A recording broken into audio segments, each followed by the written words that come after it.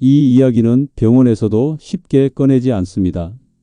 뇌졸중은 터지기 전까지 아무런 신호를 보내지 않습니다. 조용히 무너지고 어느 날 갑자기 모든 걸 빼앗아갑니다.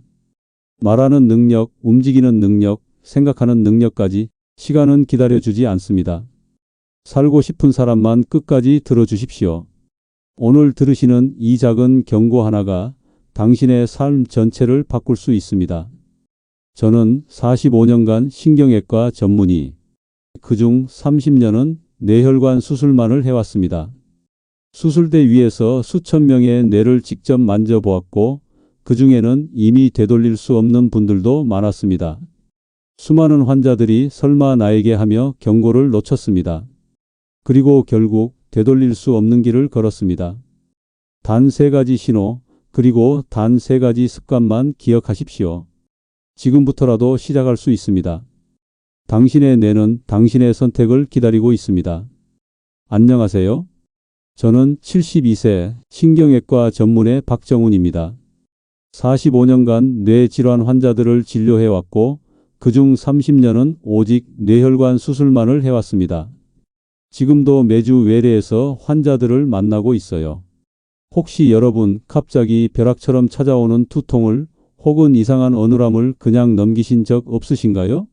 피로 때문이라고, 나이 때문이라고 스스로를 위로하진 않으셨나요?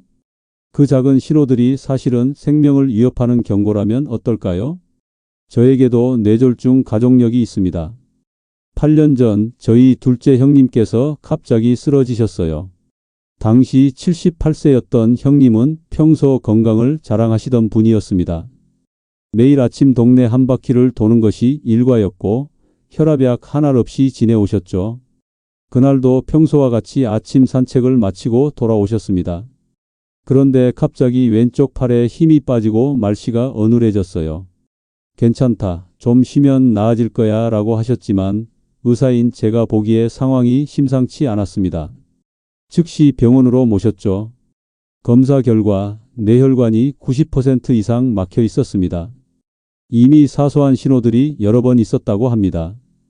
가끔 어지럼증, 한쪽 팔의 저림, 순간적인 언어 장애.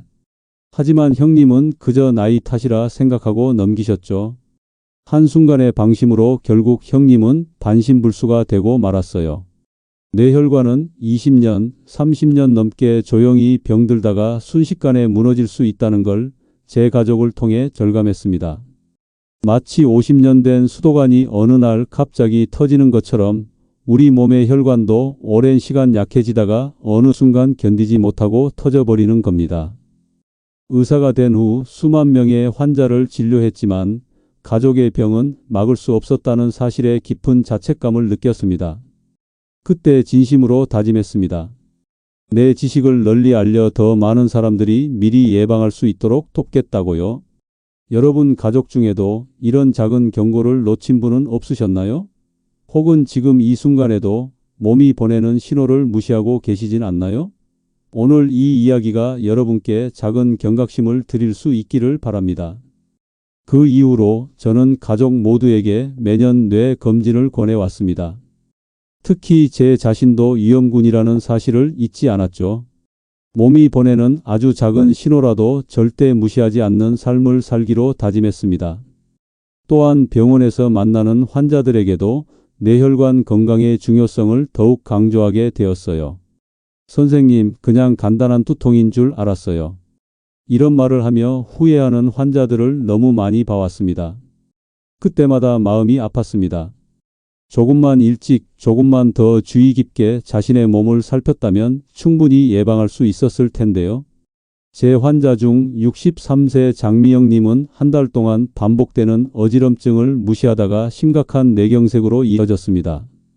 다행히 빠른 치료로 큰 후유증 없이 회복했지만 그녀의 말이 아직도 귓가에 생생합니다. 선생님, 제가 조금만 더 일찍 병원에 왔다면 이런 고통은 없었겠죠? 이런 사례들을 통해 깨달은 점이 있습니다. 뇌혈관 질환은 예방이 가능하다는 것, 그리고 초기 증상을 알아차리는 것만으로도 생명을 구할 수 있다는 것입니다. 오늘 영상은 여기서부터가 본론입니다. 뇌혈관 질환의 위험 신호와 뇌 건강을 지키는 습관에 대해 끝까지 들어보셔야 그 이점을 제대로 누리실 수 있습니다. 백세지의 채널을 처음 방문하셨다면 구독과 좋아요 부탁드립니다. 앞으로도 건강에 도움되는 좋은 말씀 자주 나누겠습니다. 혹시 가능하시다면 멤버십에도 가입해 보시겠어요? 저희가 준비한 건강 정보들을 먼저 받아보실 수 있고 꼭 필요한 이야기들을 빠짐없이 챙겨보실 수 있습니다. 함께 건강하게 오래오래 지내실 수 있도록 정성을 다해 알려드리겠습니다. 100세 건강을 위한 실천적 지혜를 매주 나누고 있습니다. 혹시 지금까지 뇌졸중이나 뇌출혈은 갑자기 찾아온다고 생각하셨나요? 아니면 자신과는 상관없는 일이라 여기셨나요? 이제부터 진짜 위험 신호와 예방법에 대해 알려드리겠습니다. 뇌혈관 이상 신호 3가지. 첫 번째, 벼락두통. 평생 한 번도 경험해보지 못한 번개처럼 내려치는 강력한 두통이 갑자기 온다면 이것은 뇌혈관 질환의 가장 위험한 신호입니다. 이런 두통은 보통 내 인생 최악의 두통이라고 표현될 정도로 강력합니다. 마치 머릿속에서 무언가가 터지는 듯한 느낌이죠. 제 환자 중 67세 김선호님은 평소 두통이라곤 모르고 살았습니다.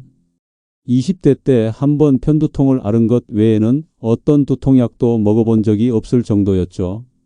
그런데 어느 아침 갑자기 머리에 망치로 맞는 듯한 통증을 느꼈어요. 평생 경험해 본 적 없는 통증이었습니다. 마치 머리가 폭발할 것 같았어요. 화장실로 가던 중 쓰러져 가족이 즉시 119에 연락했죠. 다행히 골든타임 내에 병원에 도착했고 검사 결과 뇌동맥류 파열 직전 상태였습니다. 김선호님의 경우 뇌동맥류가 미세하게 새고 있는 상태였는데 이것이 경고성 출혈이라고 불리는 현상입니다. 완전히 터지기 전 보내는 마지막 경고인 셈이죠. 긴급 수술로 생명을 건졌지만 만약 그날 혼자 있었다면 어떻게 되었을지 생각만 해도 아찔합니다. 이런 벼락두통이 발생하면 어떻게 해야 할까요? 절대 참지 마세요. 흔한 두통이 아니라고 직감이 온다면 진통제를 먹고 버티는 것이 아니라 즉시 응급실로 가야 합니다. 뇌혈관 질환은 시간이 생명입니다. 골든타임은 단 3시간, 길어야 6시간밖에 없어요. 특히 밤중이라도 주말이라도 이런 통증은 처음이다 싶으면 망설이지 말고 병원을 찾아야 합니다. 특히 주의할 점은 진통제를 먹고 일시적으로 통증이 가라앉더라도 방심하면 안 된다는 것입니다. 진통제는 증상을 가릴 뿐 원인을 해결하지 못합니다. 이럴 때일수록 전문의의 진단이 필요합니다. MRI, CT 등의 정밀 검사를 받아야 정확한 원인을 찾을 수 있어요. 또한 이런 벼락두통이 있었다면 반드시 가족에게 알려야 합니다. 혼자 있을 때 상황이 악화된다면 누군가 신속하게 도움을 요청할 수 있어야 하기 때문이죠. 여러분, 혹시 이런 종류의 심한 두통을 경험하고도 넘어간 적은 없으신가요? 머리가 깨질 듯한 통증이 왔다 사라진 경험이 있다면 반드시 전문의에게 상담받으시길 권합니다. 지금이라도 늦지 않았습니다. 두 번째, 한쪽 팔다리 힘 빠짐, 말 어눌함. 갑자기 손이나 발에 힘이 빠지고 말이 어눌해지는 현상은 뇌졸중의 전조 증상일 가능성이 높습니다. 특히 몸의 한쪽만 증상이 나타나는 것이 특징이죠. 왼쪽 팔과 다리만 갑자기 힘이 빠진다든지 오른쪽 입가만 처진다든지 하는 증상들입니다. 제 환자 중 73세 이정화님의 경우 평소처럼 아침 식사 준비를 하다가 갑자기 오른손에서 숟가락을 떨어뜨렸습니다. 평소 손재주가 좋던 분이었는데 갑자기 물건을 쥐는 것이 어려워진 거죠. 또한 말도 어눌해지고 입 주위가 약간 처졌습니다. 마치 술에 취한 것처럼 말이 꼬였어요. 그런데 저는 술을 마신 적이 없었죠. 처음에는 그저 피곤해서 그런가 싶었지만 다행히 함께 살던 며느리가 즉시 이상을 알아채고 곧장 병원으로 이송했습니다. 검사 결과 경동맥 협착이 심각한 상태였고 작은 혈전이 뇌로 들어가 이런 증상을 일으킨 것이었습니다. 수술을 통해 더 큰 사고를 막을 수 있었죠. 이정화님은 이렇게 말씀하셨습니다. 며느리가 없었다면 저는 아마 지금 휠체어에 앉아 있을 거예요. 이런 증상이 나타나면 어떻게 해야 할까요? 가장 중요한 것은 증상이 잠깐 사라졌다고 해도 절대 방심하지 말아야 한다는 점입니다. 이를 일과성 허혈 발작이라고 하는데 큰 뇌졸중의 전조 증상인 경우가 많습니다. 마치 태풍이 오기 전 부는 선선한 바람 같은 거죠. 증상이 사라졌더라도 반드시 병원 검사를 받으세요. 이런 증상이 나타났을 때 기억해야 할 약어가 있습니다. 바로 패스트입니다. F는 페이스, 얼굴이 한쪽으로 처졌는가? A는 암, 팔을 들어 올릴 때 한쪽만 처지는가? S는 스피치, 말이 어눌하거나 이상한가? T는 타임, 이런 증상이 보이면 시간을 지체 말고 즉시 119. 주의해야 할 점은 금방 괜찮아졌다는 착각입니다. 이러한 착각이 생명을 위협할 수 있어요. 통계에 따르면 일과성 허혈 발작이 있은 후 3개월 내에 1015%가 뇌졸중으로 이어집니다. 1년 내에는 무려 30%까지 증가하죠. 그러니 증상이 며칠, 몇 시간, 심지어 몇 분만 지속되었더라도 응급실을 찾아야 합니다. 또한 이런 증상이 있을 때는 절대 운전을 하면 안 됩니다. 운전 중 증상이 악화되면 본인뿐만 아니라 다른 사람의 생명까지 위험해질 수 있기 때문이죠. 여러분은 어떠신가요? 혹시 글자가 갑자기 흐릿해 보이거나 말이 꼬이는 경험을 하신 적은 없으신가요? 이런 경험이 있으시다면 지금이라도 병원을 찾아 정밀검사를 받아보시길 권합니다. 한 번의 검사로 평생의 후회를 막을 수 있습니다. 세 번째, 시야 이상. 사물이 겹쳐 보이거나 시야가 커튼처럼 가려지는 증상도 뇌혈관 이상의 중요한 신호입니다. 대부분 이런 증상이 발생하면 단순히 눈의 문제라고 생각하고 안과를 찾게 되는데 실제로는 뇌혈관 질환일 가능성이 높습니다. 제 환자 중 66세 조미선님은 평소처럼 취미로 소설책을 읽던 중 갑자기 글자가 겹쳐 보이고 왼쪽 시야가 가려지는 현상을 경험했습니다. 마치 창문 왼쪽에 커튼이 드리워진 것 같았어요. 처음에는 눈의 피로 때문이라고 생각했죠. 처음에는 안경 도수가 맞지 않아서라고 생각했지만 불안한 마음에 종합병원을 찾았죠. 정밀 검사 결과 후대 뇌동맥에 혈전이 있어 시각을 담당하는 뇌 부위로 가는 혈류가 감소하고 있었습니다. 뇌혈관 협착이 발견되었고 적절한 치료를 통해 위기를 넘길 수 있었습니다. 조미선님은 이렇게 회상합니다. 처음에는 그냥 안과에 가려고 했어요. 하지만 딸이 뇌 쪽 문제일 수도 있다며 큰 병원을 권했죠. 그 말을 듣지 않았다면 지금 저는 시력을 잃었을지도 모릅니다. 이런 증상이 나타나면 어떻게 해야 할까요? 가장 중요한 것은 안과가 아니라 신경외과나 뇌혈관 전문 병원을 찾아야 한다는 점입니다. 시야 이상은 뇌 뒷부분 혈관에 문제가 생겼을 때 나타날 수 있는 중요한 신호입니다.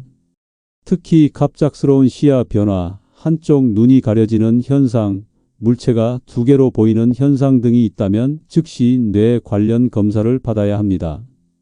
특히 주의할 점은 단순한 눈 문제로 오해하고 시간을 보내면 위험하다는 것입니다. 시야 이상과 함께 두통이 동반된다면 더욱 경계해야 합니다. 또한 갑작스러운 시야 장애가 있을 때는 운전을 피하고 즉시 병원을 찾아야 합니다. 좌측 시야 장애는 우측 뇌의 문제를, 우측 시야 장애는 좌측 뇌의 문제를 의미할 수 있습니다. 이는 뇌졸중의 중요한 신호인데 단순히 눈의 문제로 오인하면 골든타임을 놓칠 수 있습니다. 여러분, 책을 읽거나 스마트폰을 볼 때 글자가 갑자기 흐릿해지거나 일부가 보이지 않는 경험을 하신 적은 없으신가요? 이런 경험이 있다면 안과뿐만 아니라 뇌혈관 검사도 함께 받아보시는 것이 좋습니다. 한 번의 검사로 평생의 시력과 생명을 지킬 수 있습니다. 두 번째, 뇌를 살리는 3대 습관. 지금까지 뇌혈관이 보내는 경고 신호에 대해 알아보았습니다. 하지만 더 중요한 것은 이런 위험한 상황이 오기 전에 미리 예방하는 것입니다. 이제 어떻게 하면 뇌혈관을 건강하게 유지할 수 있는지 3가지 핵심 습관에 대해 말씀드리겠습니다. 첫 번째, 유산소 운동. 꾸준한 걷기와 가벼운 조깅은 뇌혈류를 활성화시키는 가장 좋은 방법입니다. 유산소 운동은 뇌로 가는 혈관을 확장시키고 혈액순환을 원활하게 하여 뇌 건강에 직접적인 도움을 줍니다. 또한 새로운 혈관 생성을 촉진해 뇌의 측부순환을 발달시키는 데도 도움이 됩니다. 어떻게 시작하면 좋을까요? 매일 30분, 약간 숨이 찰 정도로 걸어주세요. 처음부터 무리하지 말고 5분부터 시작해 점차 시간을 늘려가는 것이 좋습니다. 특히 아침 시간에 걷는 것이 혈압 조절에 도움이 됩니다. 걸을 때는 팔을 자연스럽게 흔들고 몸의 중심을 바로 세우는 것이 중요합니다. 이렇게 하면 혈액순환이 더욱 촉진됩니다. 주의할 점은 무리한 운동은 오히려 혈관 손상을 부를 수 있다는 것입니다. 특히 고혈압이나 심장질환이 있는 분들은 무거운 물건을 들거나 갑자기 힘을 쓰는 운동은 피해야 합니다. 이런 운동은 순간적으로 혈압을 급상승시켜 뇌혈관에 부담을 줄 수 있기 때문입니다. 걷기, 수영, 자전거 타기 같은 유산소 운동이 가장 안전하고 효과적입니다. 또한 운동 전후로 충분한 수분 섭취가 중요합니다. 탈수 상태에서는 혈액이 농축되어 혈전이 생길 위험이 높아지기 때문이죠. 특히 여름철에는 더 주의해야 합니다. 여러분은 어떠신가요? 규칙적인 운동, 특히 걷기를 생활화하고 계신가요? 오늘부터라도 5분씩 시작해 보는 건 어떨까요? 5분이 10분이 되고 10분이 30분이 되면 여러분의 뇌혈관은 조금씩 건강해질 것입니다. 두 번째, 식습관 개선.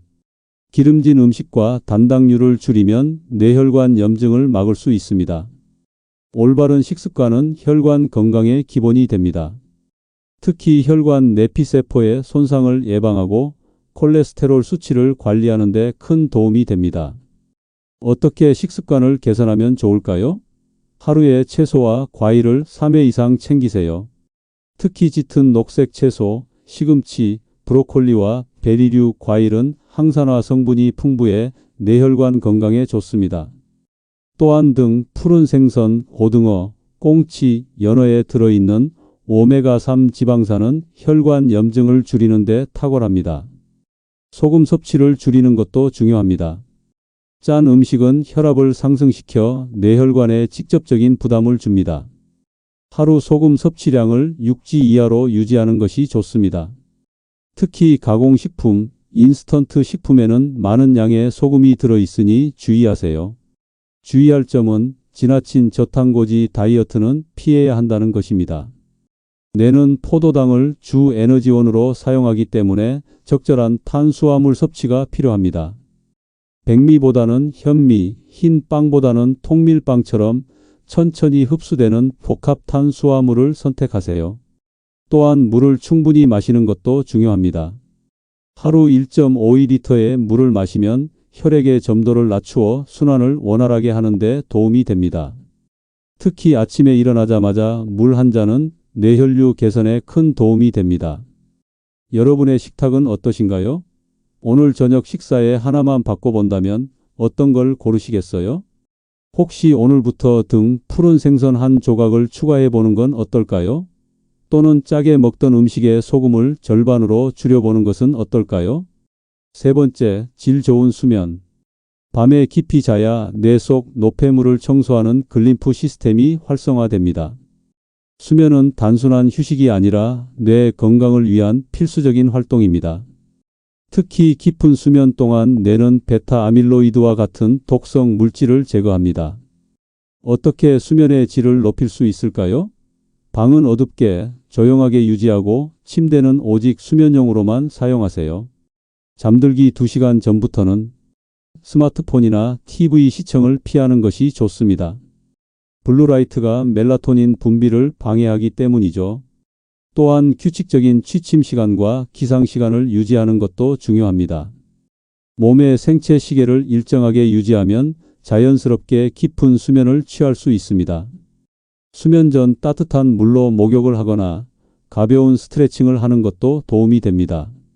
체온이 약간 상승했다가 떨어지면서 수면을 유도하기 때문이죠.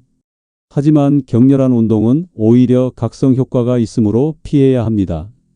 주의할 점은 수면제를 장기 복용하면 뇌 청소 기능이 약해질 수 있다는 것입니다.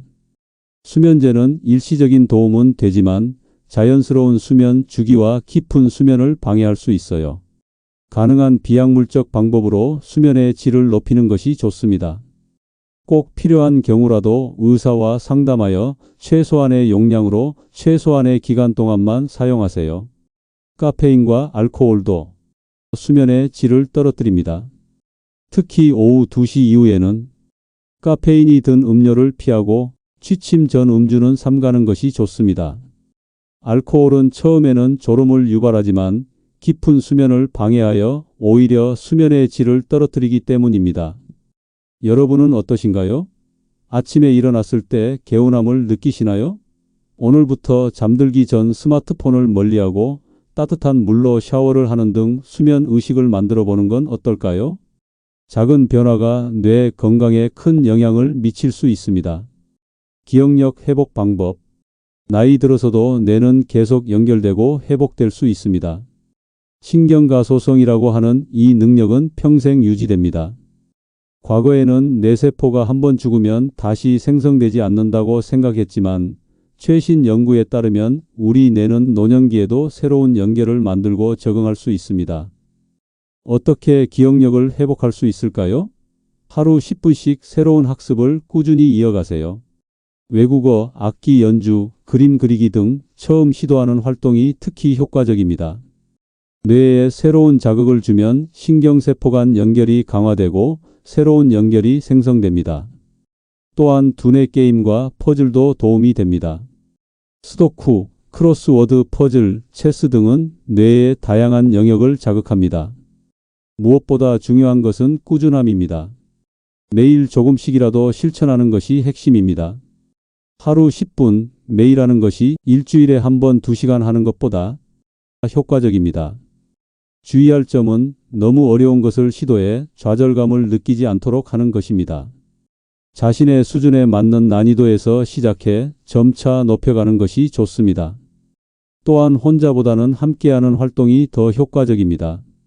사회적 교류가 인지기능 유지에 큰 도움이 되기 때문이죠. 혼자 하는 공부보다 모임에서 함께 배우면 더 오래 지속할 수 있습니다. 여러분은 어떤 새로운 도전을 시작해보고 싶으신가요? 오늘부터 10분씩 시작할 수 있는 활동은 무엇이 있을까요?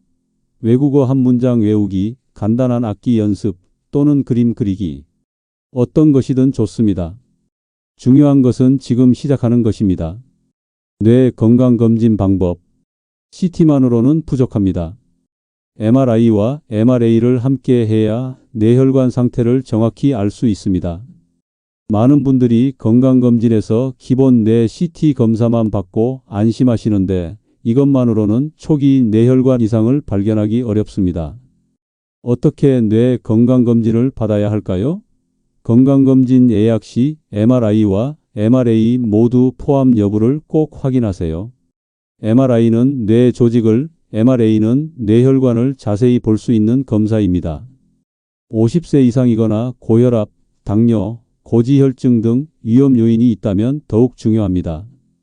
특히 가족력이 있는 경우 더 일찍, 더 자주 검사를 받는 것이 좋습니다. 일반적으로 50세 이상이라면 23년에 한 번, 위험 요인이 있다면 매년 검사 받는 것이 좋습니다. 검사 비용이 부담된다면 국가건강검진에 추가하는 형태로 검사 받는 것도 방법입니다. 몇십만 원의 검사비가 부담스러울 수 있지만 뇌졸중 후 재활 비용이나 삶의 질 저하를 생각하면 결코 비싼 것이 아닙니다. 주의할 점은 단순히 정기 검진만 받고 안심하면 안 된다는 것입니다. 검사와 함께 생활 습관 개선이 병행되어야 합니다. 아무리 좋은 검사도 예방을 대신할 수는 없기 때문이죠. 또한 조영제 알레르기가 있는 분들은 미리 의사에게 알려야 합니다. 대부분의 MRI와 MRA 검사는 조영제를 사용하기 때문입니다. 여러분은 언제 마지막으로 뇌 검진을 받으셨나요? 혹시 기본 건강검진만 받고 계시다면 다음에는 MRI와 MRA 검사도 함께 받아보시는 건 어떨까요? 한 번의 검사로 몇십 년의 건강을 지킬 수 있습니다. 뇌혈관은 소리 없이 무너집니다. 하지만 몸은 분명한 신호를 보냅니다. 오늘 배운 세 가지 중요한 신호 기억하고 계신가요? 벼락두통, 한쪽 힘 빠짐, 시야 흐림. 이 세 가지 신호를 놓치지 마세요. 제 환자 대부분은 이런 말을 합니다. 그때 병원에 갔더라면 후회는 늘 뒤에 옵니다. 삶의 질을 송두리째 앗아가는 뇌혈관 질환을 예방하기 위해 우리가 오늘부터 시작할 수 있는 세 가지 습관도 기억하시나요? 첫째, 매일 30분씩 걷기. 처음부터 무리하지 말고 5분부터 시작해 점차 늘려가세요. 산책하면서 팔을 자연스럽게 흔들면 혈액순환에 더 도움이 됩니다. 둘째, 식습관 개선.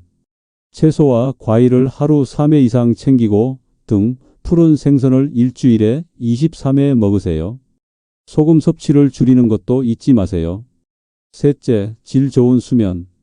잠들기 전 스마트폰을 멀리하고 규칙적인 취침 시간을 지키세요. 깊은 수면이 뇌를 청소하고 회복시킵니다. 그리고 기억하세요. 나이가 들어도 뇌는 계속 성장하고 회복될 수 있습니다. 새로운 것을 배우고 도전하는 것을 두려워하지 마세요. 하루 10분의 투자로 몇 년의 인생을 더 건강하게 살 수 있습니다. 마지막으로 정기적인 뇌 검진을 받으세요. 특히 MRI와 MRA 검사를 함께 받는 것이 중요합니다. 증상이 없을 때 검사 받는 것이 가장 현명한 예방법입니다. 제가 45년 의사 생활을 하며 배운 가장 중요한 교훈은 건강은 잃고 나서야 그 소중함을 깨닫는다는 것입니다. 특히 뇌 건강은 한번 잃으면 되돌리기 어렵습니다. 하지만 반대로 말하면 지금 관리하면 충분히 건강을 유지할 수 있다는 뜻이기도 합니다. 저 역시 72세지만 매일 이런 습관을 실천하며 건강하게 살아가고 있습니다. 아침에 일어나 30분 걷기, 채소와 과일이 풍부한 식단, 그리고 밤 10시에는 모든 전자기기를 끄고 취침 준비를 합니다. 이런 작은 습관들이 제가 아직도 수술대 앞에 설 수 있게 해주는 비결입니다. 여러분은 오늘 어떤 작은 실천을 시작하시겠습니까? 10분 걷기일까요? 등 푸른 생선 한 조각을 더 먹는 것일까요? 아니면 일찍 잠자리에 드는 것일까요? 어떤 것이든 좋습니다. 중요한 것은 지금 시작하는 것입니다. 오늘 우리가 함께 배운 내용을 다시 한번 정리해 보겠습니다. 뇌혈관 이상의 신호로는 벼락두통, 한쪽 팔다리 힘 빠짐과 말 어눌함, 그리고 시야 이상이 있습니다. 이런 신호가 있다면 즉시 병원을 찾아야 합니다. 뇌 건강을 위한 습관으로는 규칙적인 유산소 운동, 건강한 식습관, 질 좋은 수면이 있습니다. 또한 새로운 것을 배우며 뇌에 자극을 주고 정기적인 검진을 받는 것도 중요합니다. 지금 이 순간이 여러분의 뇌 건강을 위한 새로운 시작이 되길 바랍니다. 늦었다고 생각될 때가 가장 빠른 때입니다. 오늘부터 작은 변화를 시작해 보세요. 다음 시간에는 기억력을 되살리는 단 5분 루틴을 소개하겠습니다. 여러분의 뇌 건강을 위한 여정에 함께 하겠습니다. 오늘도 건강한 하루 되세요. 백세 지혜 채널 박정훈이었습니다.